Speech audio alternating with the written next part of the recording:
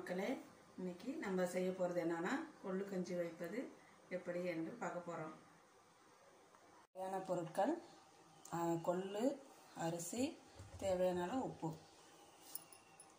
இப்போ ஒரு டம்ளர் கொள்ளுனா ஒரு டம்ளர் அரிசி எடுத்து தேவையான அளவு தண்ணியில் போட்டுக்கணும். கொள்ளு எடுத்து இப்போ வறுக்க போகிறோம். செய்முறை விளக்க பார்க்க போகிறோம்.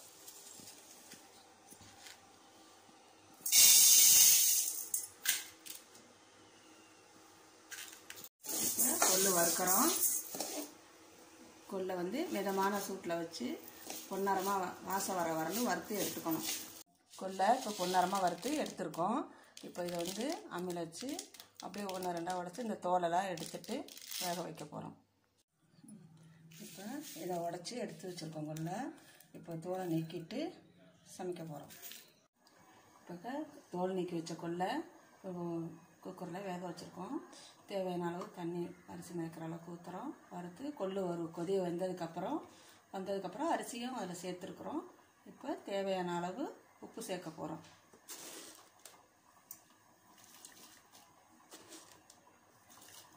உப்பு சேர்த்துட்டு ஒரு கொதி வந்தோடனே மூடி வச்சுருவோம். 4 விசில் விட்டு எடுத்துக்கிட்டோம். கொள்ளு சாதம் ரெடி. 4 விசில் விட்டு எடுத்துருக்கோம். இப்போ தண்ணியும் சாதமும் சேர்ந்துருக்கு. தண்ணி என்ன வேணாலும் சேர்த்துக்கலாம். அந்த கொள்ளு சாதத்துக்கு இப்போ நம்ம தொட்டுக்க ஒரு துவையல் ரெடி பண்ண போகிறோம். அது புளி துவையல்.